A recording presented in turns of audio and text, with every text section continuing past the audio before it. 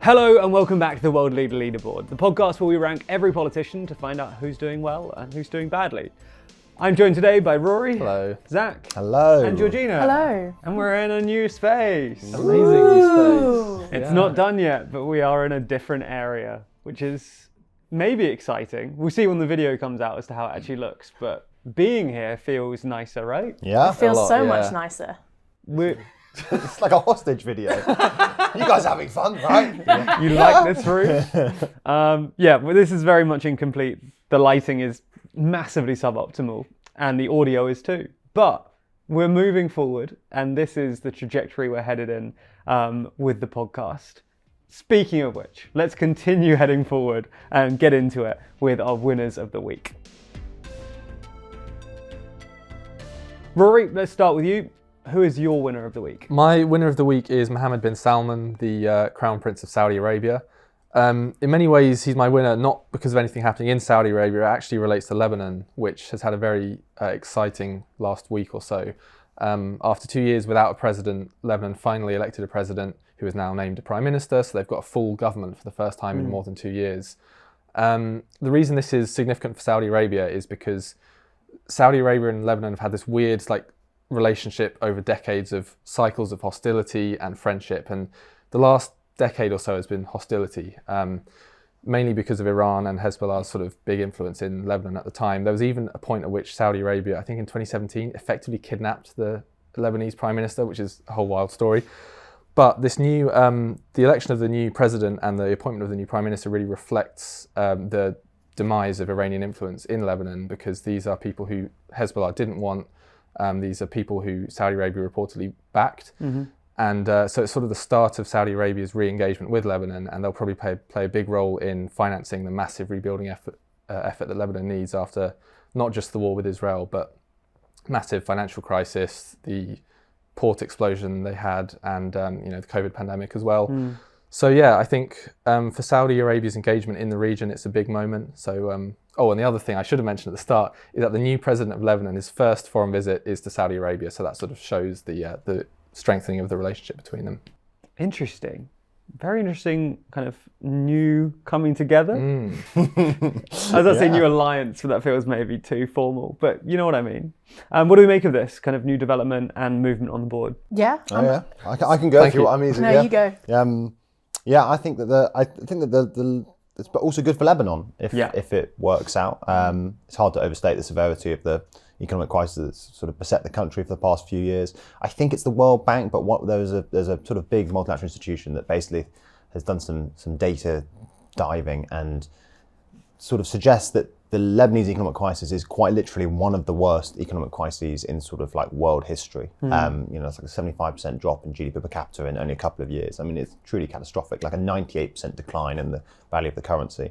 And Saudi Arabia, it does need it needs places to invest its cash, its massive surplus, thanks to all of its sort of oil revenues, and Lebanon is a great place. That's a very sort of complementary relationship. The other reason I think that MBS is having a great time, by the way. Oil prices currently up to a recent high, about $82 per barrel. I think we're recording this on Tuesday morning. And that's sort of $5, $10 above what it's been trading at for the past few months or so. Then also there is currently reports of a peace deal in Gaza.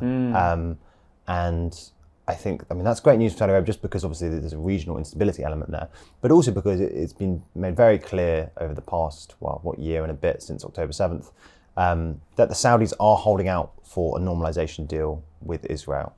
I think for both sort of economic and geopolitical reasons. Economically, there's a complementarity there again, in that the Saudis have a whole load of sort of cash to spare, and they want to sort of move up the value chain, sort of diversify their economy away from just being a petro state, and a deeper relationship with Israel helps that, but also it sort of cements what's becoming a sort of anti-Iran axis in the region.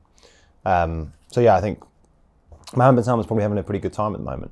And new face to the board. New face for the board. Surprisingly, he hasn't been on yet. Despite being a that's true. Big name. Big cheese. In a good way. Yeah, he'd like that. He'd like that. Speaking of big cheeses, and speaking of MBS, We have left open our vote for the most influential person in the world for one more day. And today is the last day when you're watching this. So if you want to cast your vote for Mohammed bin Salman, who is one of the options you have, or anyone else for who you think the most influential person in the world is, there's a link in the description and you can cast your vote for the top 10 most influential people. All of that's going to be pulled together into our official top 25 ranking, which is going to be combined with all of these guys from the team and all of your other fellow viewers to create that list that will then be discussed in an upcoming issue of our magazine, Too Long, which I'm sure we will sell you in the future, but I'm not even going to try now because it's so far in the future. So instead, just head over there. This really is your last opportunity to cast your vote and have your say in who the most influential person is, which hopefully is something you're interested in considering you're watching this show, which essentially is the same thing. So rather than just listening to these guys, you can have your say, but you only have one day to do so. So make sure you do. Okay, that's enough audience participation. Zach, dictate to us who is doing well this week.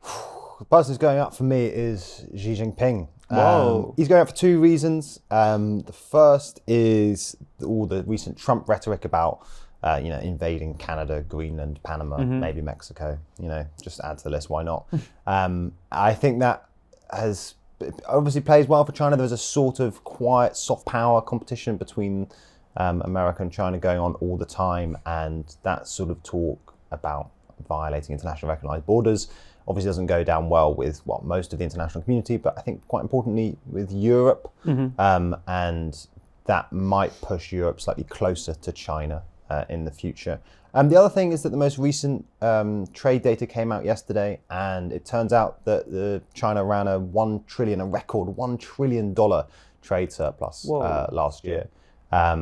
And there's a reason to think that actually might be understated. There's a guy called Brad Setzer with the Council of Foreign Relations who basically compares sort of like bilateral customs data against like the official accounts data and suggests that actually it might be even 15, 20% higher than that, which would be massive. Some of that's front loading, people anticipating the Trump sanctions and getting their Chinese imports in while they can. But that doesn't explain it totally. And the fact that China is still running such a massive trade surplus suggests that Trump will struggle in his trade war against them. It's also worth mentioning that obviously China's already suffering from sanctions, and so the fact that it's still running a trade surplus with sanctions, again, doesn't bode well for Trump. Great. Also, a new entry on the board, right? Yeah, I know, crazy. Surprised he wasn't on there before. Yeah, I know. Macron's not even on there yet. He's saving that. I'm holding Is off he on not? I thought he was. Wow. I think he is. Actually, he is. I think he went down once, and I had to fight back apologies. against it. I think he was added by the board, by the fans. Okay. Oh Maybe yeah, it he wasn't. is. Yeah, he's on the bad part of the board. What do we think of Xi's addition to the board? On the positive side too, any thoughts? Yeah, it's hard to argue with a $1 trillion. $1 trillion. It sounds like the sort of thing Trump just like. Yeah. I do think. I mean that. If that figure gets in Trump's head, a week before he's inaugurated, that's probably going to inflame his anti-China sort of actions going forward, I suppose. I completely agree. Is it? I do want, it's interesting you said about the front-loading thing. I don't know at what point we sort of realise if that is actually the case or not, but... I think too much is often made of this front-loading thing. I think basically when sort of like pro-Trump commentators talk about it, they basically just dismiss this as everyone grabbing their Chinese imports. Yeah. But actually what you can see is basically where that trade surplus, where those Chinese exports are going. And actually the fraction that goes to the US is pretty static. It's about 15%. And the increase in that trade surplus is mostly due to sort of increasing exports to Southeast Asia. Okay. Where there's like a growing middle class and therefore growing demand for Chinese exports. The last thing I'll say on this, I think one of the other things that makes it difficult for Trump is, and this has always been a tension in Trump's economic policy, is that the dollar is currently surging. Dollar is up to sort of an all-time high against like a basket of currencies. And that's in part because basically investors are expecting that Trump's policies will be inflationary, which will mean higher interest rates. And the dollar cuts against Trump's sort of stated ambition to reduce America's trade deficit, because obviously a strong dollar means you can import more stuff. And conversely, it means that the yuan is weaker because the value of a currency is sort of defined relative to other currencies. And that helps China export more stuff and makes its exports even more competitive than they already are. Good time to be Xi Jinping. Yeah, Apparently it's good so. time. I mean, the one caveat here is that obviously in part, a trade surplus is in part a reflection of weak domestic demand. It's in part because Chinese manufacturers can't find buyers inside China because of the sort of economic crisis might be too strong at the moment, but the economic issues in China at the moment. And so that's the sort of like slight downside there. Okay. In that in some part this is a symptom of sort of recurring chronic weak domestic demand. Broadly though, if you were to average it all out, Xi being on the top half of the board feels appropriate for the moment as a whole rather than just this week, or is this a this week thing, do you think? Yeah, it's a good question. I mean, I think it sort of depends what your take is on the Chinese economy at the moment. I think it depends on two things. What your take is on the Chinese economy at the moment, whether or not you think it's really like a massive crisis, or whether or not you think that this is just sort of like the price you pay for. Sure. I mean, again, it's worth stating that this was triggered by the CCP's active efforts to deflate property bubble, which is something that basically no other government in the world has tried to do. They're just too scared to do it. Whether or not you think this is just sort of like the price you pay, or you think this is going to push China into like a Japan-style deflationary funk.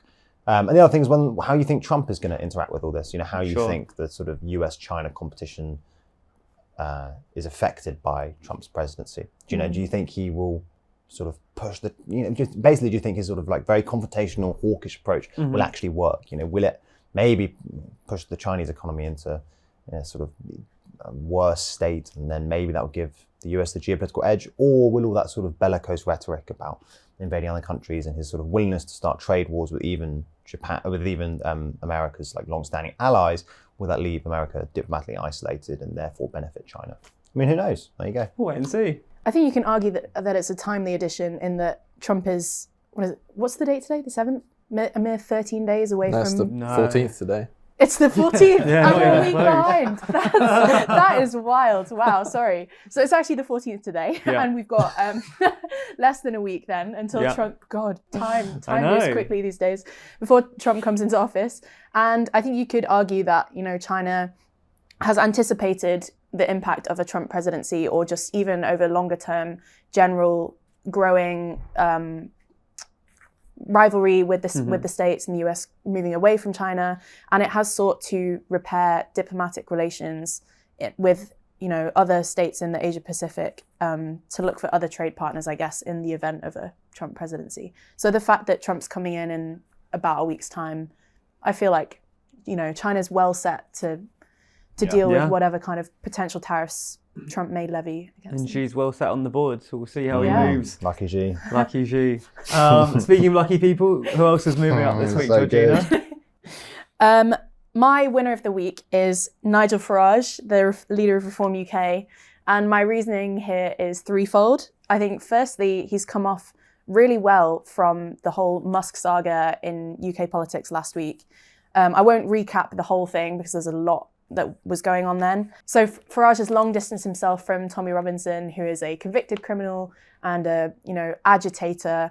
And Farage essentially, Musk said to him that Farage shouldn't be the leader of Reform UK, but Farage said, well, this is surprising, but it actually hasn't really hurt him that much. And I think Musk is someone who deals in chaos and loves chaos and confrontation, but seems to have deferred to Farage on this instance.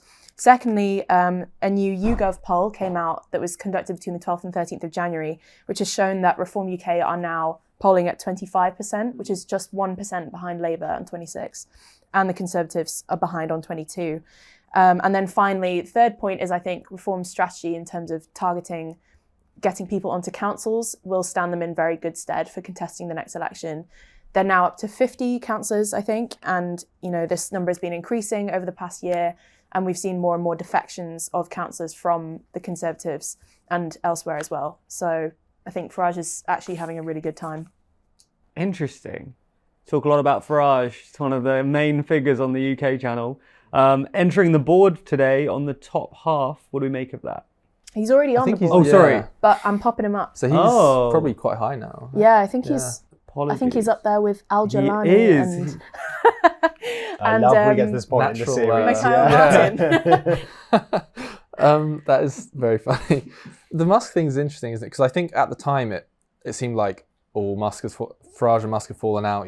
Bad news for Farage, but he does seem to have weathered that storm pretty well, and has provided him another opportunity to distance himself from the Tommy Robinson types in the UK. You know, he'll miss out on $100 million, whatever it was that he might have got from Musk, but I think the polling suggests that Farage is on the up rather than sort of has had his moment. I also don't think he's necessarily missed out on that $100 million. I think he has. Musk could quite easily change his. Yeah, exactly. Again. He's missed out maybe last week, but I think actually what this Musk-Farage relationship has shown us is that Musk does actually really respect Farage. And yeah, I could still see that donation coming through. It's funny that them being, what was it, 20? Are they 24%? 25. Reform were. Yeah, and Labour on 26. Reform being high in the polls, you always just think, well, that's really bad for the Tories, and it obviously is. But it also shows that that kind of division between Tories and Reform hasn't really helped Labour in the polls, which is sort of bad news for Keir Starmer. Although I guess Reform on 26% doesn't mean 26% of seats, because of all the parties, they're so focused in certain geographical areas. But local elections are coming up soon, I think. So that will probably be the first key test of their geographic power.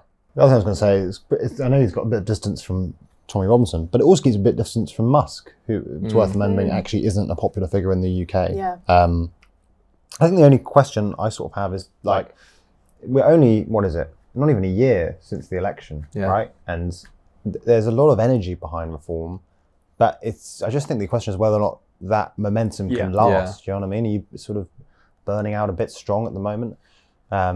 And obviously the local elections will make a difference. You know, he provides you with that sort of like councillor base from which you can sort of build up to a general election campaign. But yeah, we're still so far away from a general election. That's my if I was Farage, that'd be my slight anxiety. I agree, but I think at least for now it seems like the Conservatives being all over the place is really just playing, really helping Farage. And I think Ben and I discussed this on Starmageddon the other week, but we would have expected to see a clearer form of leadership from Badenoch by now, a clearer direction about where she wanted to take her party. But the way I see this Musk saga, all it's done is show what an utter state the Conservatives are in right now, and how actually put together, or at least in terms of how they present from the top down, Reform are. So if that continues, I expect to see Reform continue on this trajectory, but yeah, it's obviously only 6 months. Yeah, I don't think Badenoch will. I don't think she'll last until the next general election. I would also be surprised if she does. I think she's, in a way, it's the sort of another Liz Truss experiment in that, like, the membership have gone for the more, basically the candidate that the parliamentary party weren't so keen on. Yeah, and I think that they're realising the parliamentary party normally knows best. But who would that be that ends up? Because Robert Jenrick is very clearly angling for the leadership again, but he would just take the party further to the right, I think, based on what he's been saying. Yeah, and whether or not that's a successful strategy, I don't really know. I think there's always that risk that you just end up looking like you're sort of desperately pandering to Reform. And international experience suggests that sort of tacking to the right as in a centre-right party to sort of cover off that far right doesn't normally work. Although I think that should be caveated. I think sometimes people say, like, basically say that's just like a redundant strategy, that sort of tack to the right never works. I think it does sometimes work for certain parties. I think that in Spain, for instance, Vox have sort of slightly petered out. And I think it's not quite a perfect analogy, but again, the classic example is the Social Democrats in Denmark, who tacked to the right on specifically immigration, and that seemed to cover off that flank for a while. I think maybe a new way to see that kind of trend, if you look at Europe, is maybe it's less of a discussion about like the mainstream centre-right parties tacking to the right, but actually what we might call far-right parties legitimising themselves and kind of making themselves entering the mainstream more. So it's less that happening and more this, maybe. Yeah, I think both things. I think that you're definitely right there. Definitely, that they're both happening. I mean, you can see that again. I think this is underappreciated, but Farage used to be very right-wing on economic issues, and to the point where his sort of positions were so far away from the median voter, and he is definitely tacking to the left. Well, he talks about sort of his like faith in free markets a bit less, and again, he supported renationalising Thames Water, which is sort of like left code. It's more populist economics than what Farage is. He did this from Farage interview where he was talking about the similarities between, or like reason why some Corbyn supporters had moved to Reform, and he was speaking in language that was really sounded quite like anti-capitalist, which sounded really strange coming from someone like Nigel Farage, given his background. Yeah. But yeah, you can see this is one of the reasons that move. Yeah. I think that the question of momentum is so important, in that like it's when your ideology gets a bit more confusing, a bit more mixed. You know, I think as time goes on, it comes under increased scrutiny, and those sort of contradictions and those tensions come out a little bit more, and that can sometimes undermine your political projects. I think what Farage does really well, and the Musk thing was a good example of this, is he is very convincing when he says, you know, these are my principles and I'm sticking to them. And even if the reality is that the underlying ideology is shifting or the policies are a bit unclear, the way he communicates that is so persuasive, and it really, people trust what he says, like, you know. And sounds like you've been converted. No, I respect him as a politician. I do. I think he's canny. And I think when he said, you know, I've always said Robinson doesn't belong in Reform. We don't want anything to do with the British National Party or the National Front. And those are my principles. I think it's a very clear and it's a very direct and convincing thing to say, and people believe it. So you can't really argue with that. Especially in the current context, when, you know, the points of comparison are Kemi Badenoch and Keir Starmer. Exactly. Well, if you want more on that, you can watch Starmer again, I'm sure. There's an episode from last week, another episode next week. So far more UK content on this channel if you're interested.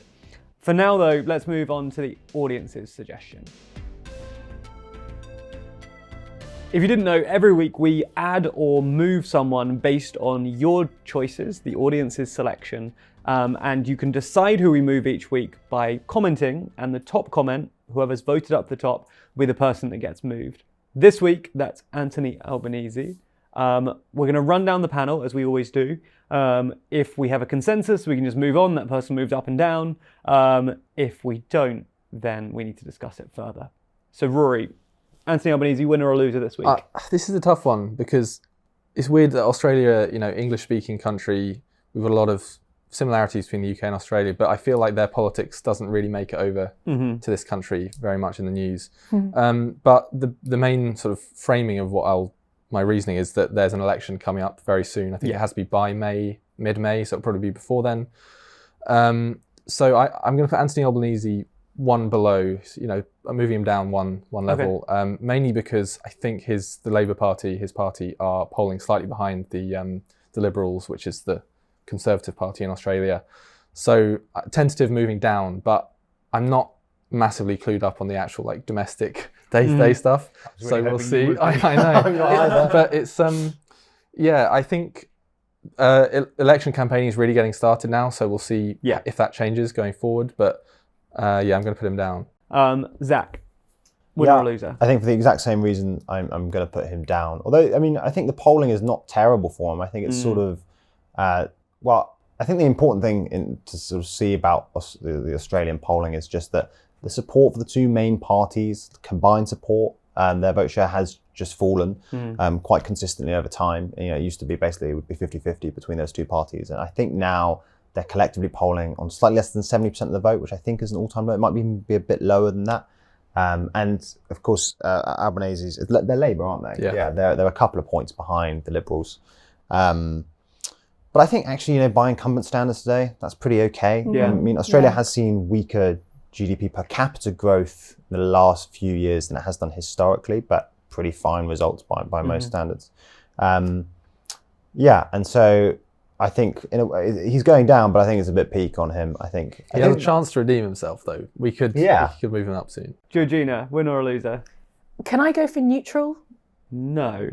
Oh, it has to be up or down. It Okay. does, unfortunately. I guess I'm erring on the down side then. Unfortunately, if I had the option for neutral, I'd put him in the middle. I think for what Zach said, the polling is, it's not good for Albanese and Labour, but it's also not as bad as it could be. And it's still close.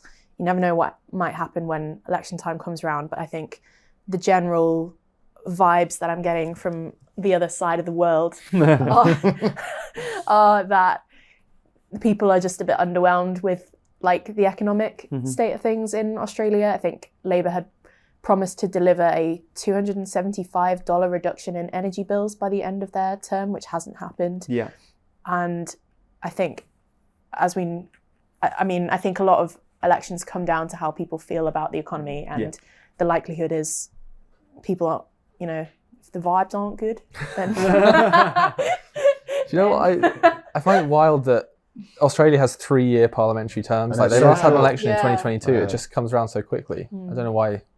I don't know who benefits from that, TLDR really. Australia. Yeah. The last thing I'll say is I forgot to mention this, but Australia actually is suffering one of the worst housing crises in the developed world, especially in sort of like desirable areas like Sydney and Melbourne, which will probably take its toll, as it will always do on a centre-left incumbent.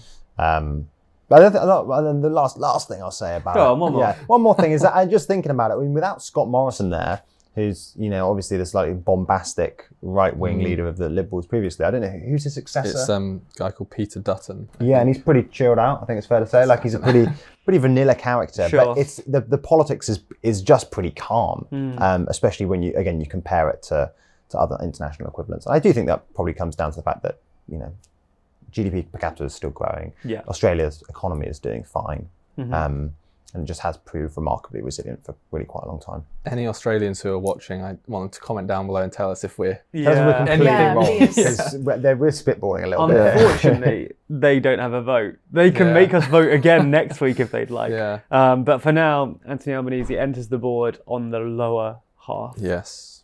As I say, make sure to comment who you want us to add or move next week, and we will do that. But for now, let's move on to our losers of the week. Rory, let's start with you again. Who is your loser of the week? My loser is Spanish Prime Minister Pedro Sanchez. And this one slightly hurts me in the same way that Macron going down hurts Zach. So I think he's a very interesting and sort of cool politician on the European scene. Cool in a kind of, I use that very sort of loosely. No, it's such a centrist. But yeah, he's going down. The sort of headline reason is his Socialist Party has dropped in the polls a bit in recent polling, while the opposition People's Party, this Conservative Party, still in first place in the polls, and Vox, this far-right party, is starting to tick up again. Sanchez leads a minority coalition which is supported by a really odd sort of eclectic group of parties, small regional and some separatist parties, that have really been causing trouble recently, especially over the budget, which they haven't passed they didn't pass last year's budget, so they extended 2023 into last year, and they haven't passed this year's budget yet, so 2023 has been extended into this year again. And yeah, the main party that is sort of crucial for any parliamentary vote is the Catalan separatist party Junts, and they've been really causing trouble for Sanchez. They're actually a conservative party, so they sort of more align with the opposition on everything apart from Catalonia. And there have been a few moments where Junts have teamed up with the People's Party to defeat certain government initiatives, and that's a bad sign for Sanchez if they're starting to work together a little bit more, because if he was to be ousted with a no confidence vote, you need Junts' votes to do that. So that might be ringing alarm bells for him. Interesting. The cool guy. Can't believe you're voting down the cool guy. I know, it hurts me. It really does. Giving real Western politics vibes at the moment. How do we feel about voting down our favourite cool guy? I think Rory's put out a very persuasive case. I mean, he's a real survivor, but he has been around for a while now. And there's only so much being cool can get you through, unfortunately. To cutthroat board. Yeah, the only thing I don't know that much about Spanish politics right now, but the one thing I do think is quite interesting is that there's quite a lot of chatter earlier last year about how the Spanish economy was outperforming the rest of Europe, and that's to some extent true. I mean, inflation rates were relatively low and GDP growth looked pretty strong. But it's a story that you see actually in quite a lot of other countries like Canada and actually Australia to some extent, where GDP growth looks pretty strong, but actually most of it's population driven, and that actually GDP per capita growth in Spain has been pretty mediocre, which perhaps one of the reasons that Sanchez isn't that immune to the incumbency fatigue that we see in the rest of the world. There's also a few corruption scandals that I completely forgot to mention, but that's sort of undermining his position as well. It's a very, I don't know if it's fair to say their sort of judiciary or sort of these judicial investigations are quite politicised, but you get the sense that it's done through quite a political sort of angle there. Like you've got the right wing going very, very hard on him for that, and him coming back saying this is a smear campaign. You know, there's no, from an outsider's perspective, it's very much like, you know, one person pointing fingers, the other person pointing back. Yeah. It's not going to be helping, is it? No. Yeah. What a shame. Zach, who's your loser of the week? I love your segues. So smooth today. What a shame. Yeah. What a shame. And other cool dudes. I don't know who it is. It's Rachel Reeves. Oh. She's going down, I know. cool She's a cool dude. lady. I don't back her. No, she's not. I'm not saying she's not cool. I don't want to have. She's got real friend's mum energy. She's not cool. That's a pretty harsh diss, I think. I don't think so. But anyway, leaving that aside, whether or not she's cool or not, she has been hit with a rise in guilt yields, which I know is your guys' favourite topic, and I'm going to spend hours talking about it now. But yeah, and that has been pretty disastrous. It's bad news in and of itself because it just means higher borrowing costs, but it's pretty terrible news for Rachel Reeves because of how it interacts with her self-imposed fiscal rules. And it means that she will probably have to do something at the next fiscal event, as it were, in March. And that'll be pretty tough because her options are basically cut spending or more taxes. And she said she wouldn't do more taxes, and she signalled that she would cut spending. But that all feeling a little bit, we've seen it before, austerity light sort of vibes. And I don't think it's going to go down well with, any voters, but especially Labour voters who hope for a slightly more transformational politics. Wow.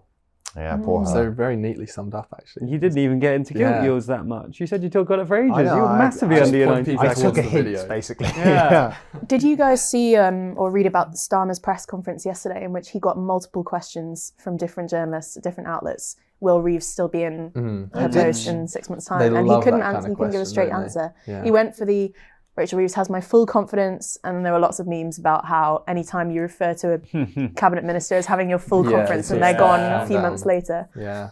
But she's just been hanging out with the, officials of your big cheese in China. Oh, really? Yes, she has. Yeah. Yeah.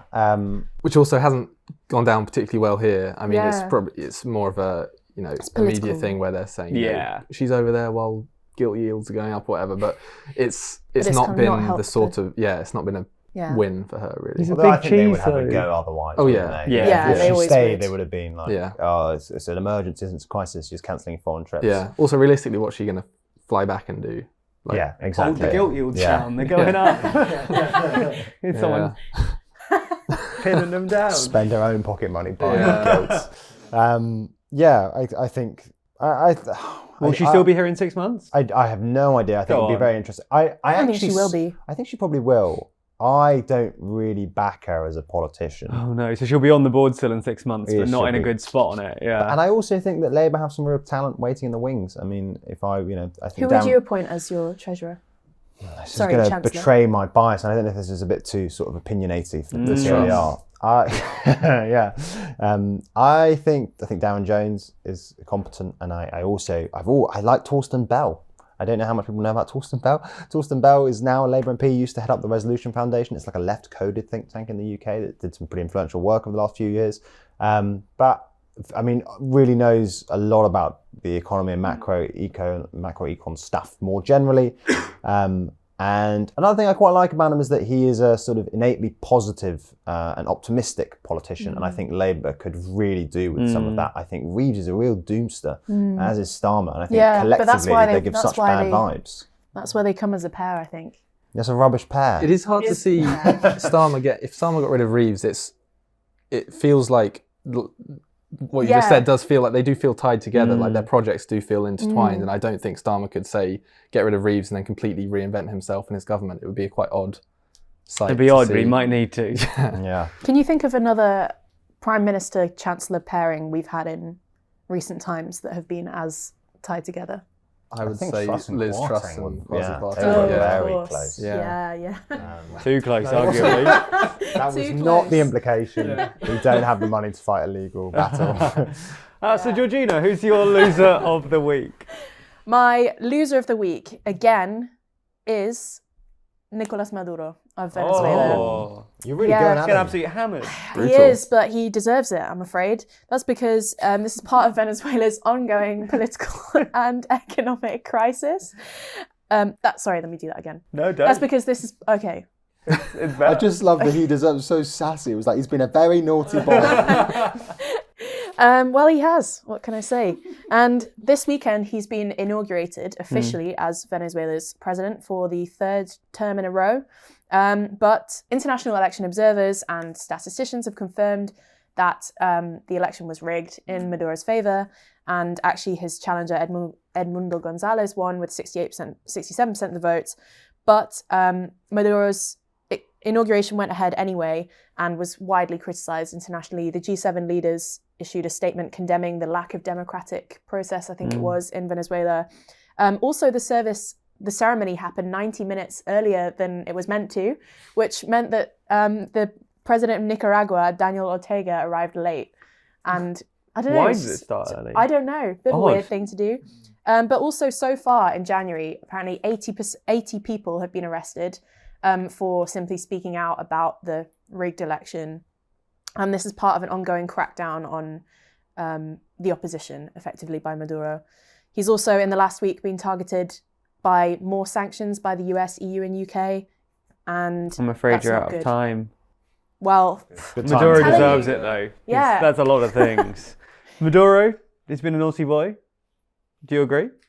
He's definitely been a naughty boy. I agree with that. I mean, you could make the controversial case Saving me 60 that that I know what you're gonna say. that this has demonstrated his hold on power.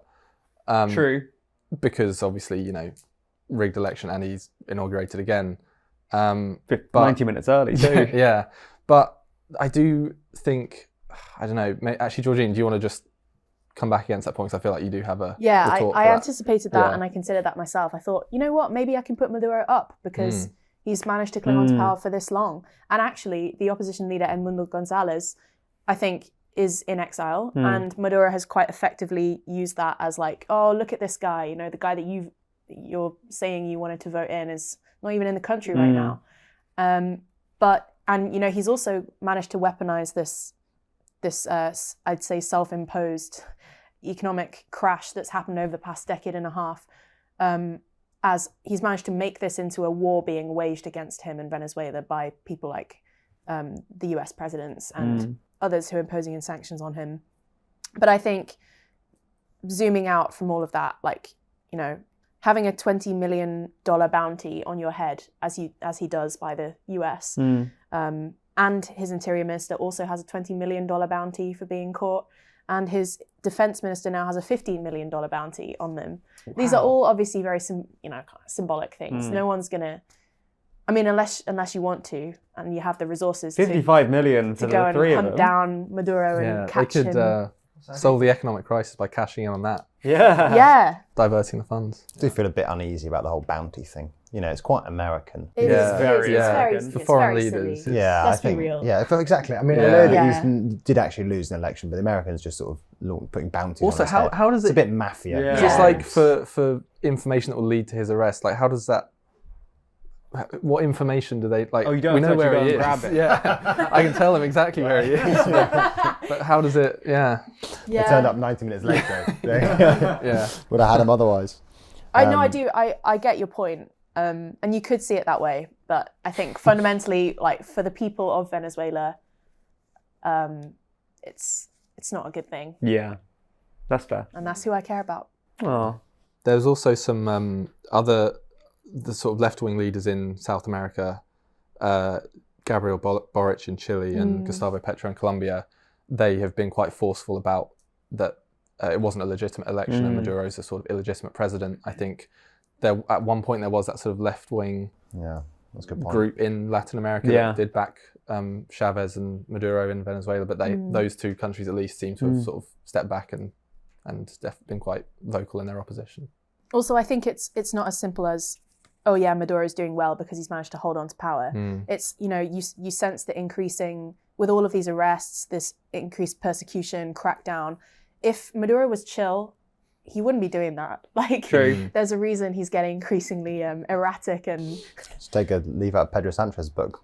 yeah. If he was cool, would it be Yeah. fine? Oh, Yeah. You've gone, what a contrast from the beginning to the end of this segment. It's unbelievable. Okay, let's move on to our biggest winners and biggest losers of the week. Okay, so let's run down the row, and each of you can say who your biggest winner is from the various options that we've discussed this episode.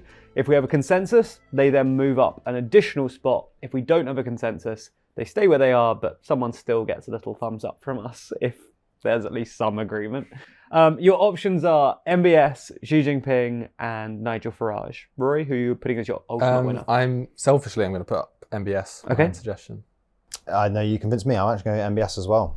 As am I. Wow, Consensus. MBS moves up another spot. And our losers of the week, you have the audience's suggestion of Anthony Albanese. You've got Cool Guy, Pedro Sanchez. Pedro Sanchez. You've got Rachel Reeves, Who I and you've obviously got Nicolas Maduro. Out of those four, Rory, who's your biggest loser different of the week? Levels and reasons for being Different types of loser, certainly. Yeah, I think just- I'm going to say Rachel Reeves. Yeah. Okay. Not because I think, Ooh. I just think, well, I'm not even going to justify it. I'm just going to say Rachel. Okay, fine. I think it's just because it's so unequivocal. I mean, obviously there's different levels of bad week here going on, but I think you can make an argument against Maduro having a bad week specifically, and I think at least Sanchez is cool, but I think unfortunately and Albanese we also don't really understand Yeah. enough. He We might have kind had a of deflected to the audience on that one. whereas I just think everything's going wrong for Reeves at the moment. Okay, And so I'm gonna plonk her down. Georgina, you look torn. You don't have to go with the consensus. Go on, that'd be fun. Just kidding. No, I can't put Rachel Reeves down. No, come on. But the others are also not. I mean, I don't think there's a clear loser this week. Yeah. And if I choose Reeves, that gives unanimity, which says that there's a clear loser. Okay. Therefore, I don't want to choose Reeves. I mean, whoever you vote for, you're blocking effectively anyway. So I'm blocking It's it. a protest, So but I would. Yeah. The only thing I push for Reeves just because I think at the moment the board is looking a bit like there's those two very long lines. Yeah, there and if are. It we would be do nice to Reeves- knock some people Shut down. it Okay, down. in the interest of balancing out the board, yeah. Aesthetic Okay. reasons. purely aesthetic reasons, let's go for Reeves. Okay, that's how the board stands at the end of this episode. As always, remember to comment who you want to see added or move next week. Also, as I said earlier, this is your last opportunity to vote for the most influential person in the world for our too long vote. The biggest cheese. The biggest cheese. The coolest guy as well. Yeah. Or girl. Sorry. Yeah? Yeah. Vote for the big cheeses, cool guys and girls, by clicking the link in the description. And join us again next week for more World Leaderboard. Bye. Yeah, thank you. Thank you. Yeah, thank you for watching. I mean, why else? Okay.